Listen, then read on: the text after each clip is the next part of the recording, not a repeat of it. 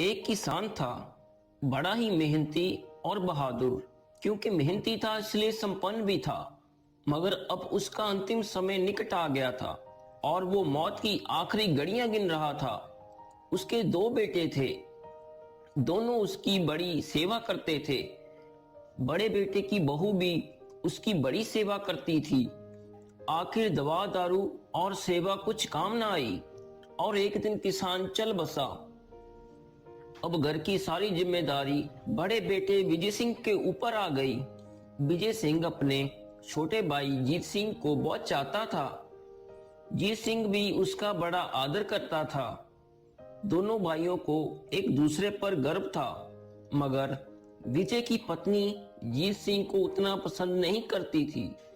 उसका विचार था कि जीत को खेती के काम में विजय को मदद करनी चाहिए।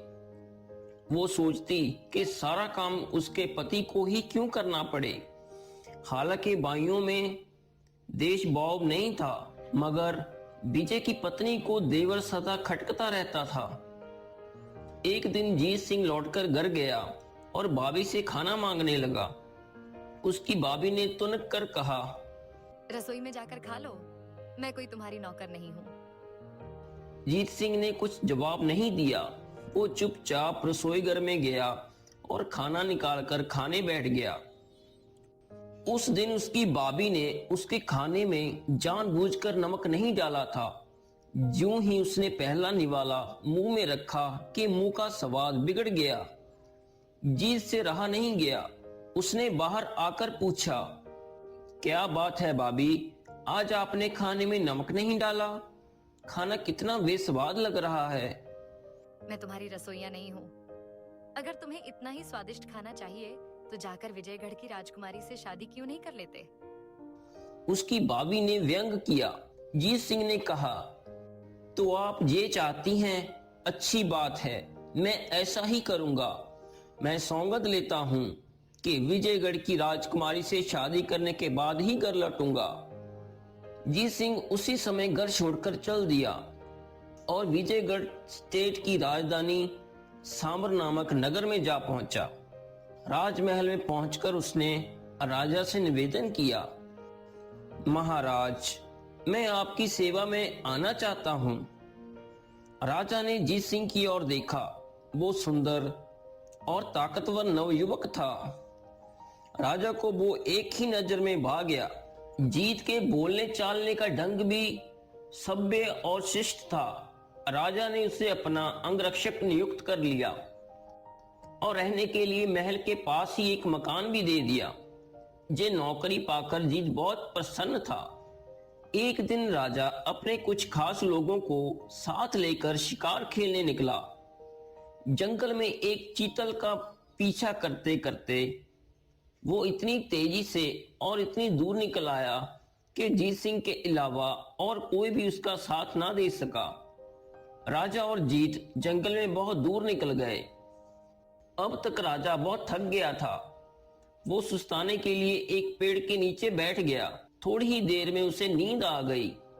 जंगल में बहुत से खतरनाक जंगली जानवर थे, इसलिए जीत सिंह तलवार म्यान से निकालकर राजा की सुरक्षा में डट गया। अचानक झाड़ियों में से एक शेर निकलकर जोर से दहाड़ा। राजा की नींद खुल गई। वो उठकर बैठ ही रहा था कि शेर ने उस पर छलांग लगा दी। मगर जीत सिंह बला की फुर्ती से उछलकर उसके और राजा के बीच में आ गया। देखते ही देखते वो शेर से भिड़ गया। दोनों जान की बाजी लगाकर लड़ने लगे।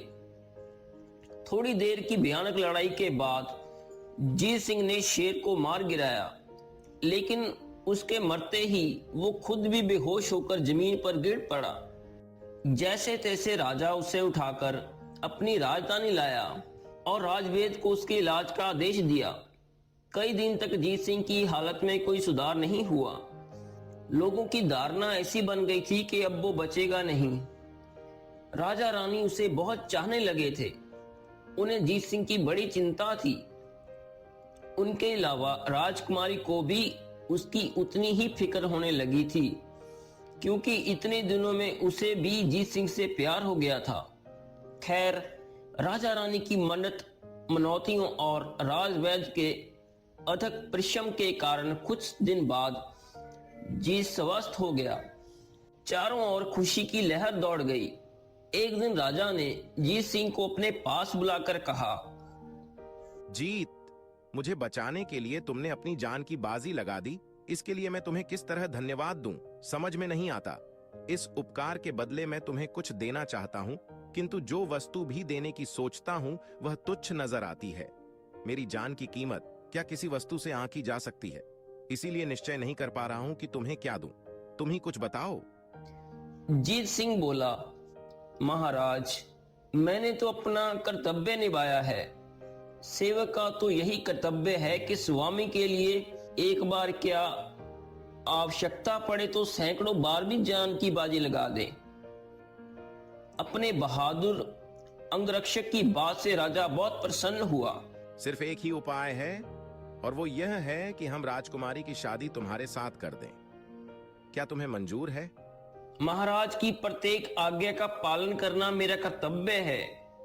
राजा प्रजा का पिता होता है और पिता अपनी संतान के विषय में जो सोचता है अच्छा ही सोचता है। इससे अधिक मैं क्या कहूं महाराज। राजा जीत सिंह की बात सुनकर इतना प्रसन्न हुआ कि उसने उसी दिन घोषणा करवा दी कि राजकुमारी का विवाह जीत सिंह के साथ किया जाएगा। प्रजा ने राजा की इस घोषणा का दिल खोलकर स्वागत किया।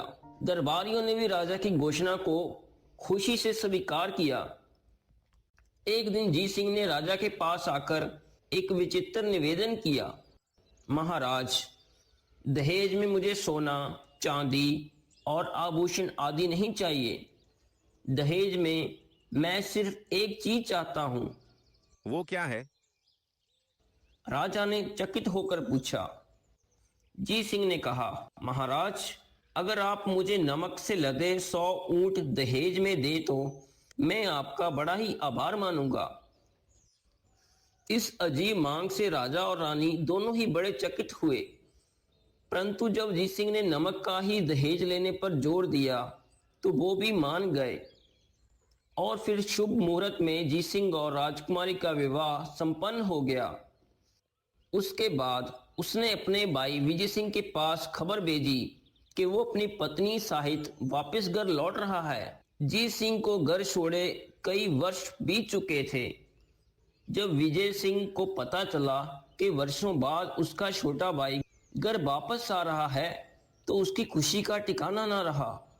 जीत सिंह के वापस आने पर दोनों भाई गले मिले तो खुशी के कारण उनकी आंखें छलछला आईं। इसके बाद जीत सिंह दुल्हन को लेकर अपनी भाभी के पास पहुंचा और भाभी के पैर छूकर बोला, ये मेरी पत्नी है, विजयगढ़ की राजकुमारी। ये घर के सारे कार्यों में आपकी सहायता करेगी। इसके अलावा दहेज में मुझे इतना नमक मिला है कि जीवन भर खत्म नहीं होगा। ये सुनकर जीत सिंह की भाभी रोने लगी। उसे वर्षों पूर्व कही गई अपनी बात पर पूरा अफसोस हुआ। मगर जीत सिंह ने कहा, दुखी क्यों होती हो भाभी, मैं तो उस ताने के लिए आपका बेहद शुक्रगुजार हूँ। यदि आप उस दिन मुझे ताना ना मारती तो आज राजकुमारी भी इस घर की बहू ना बनी होती। किसी ने सच ही कहा है कि ईश्वर जो करता है अच्छा ही करता है।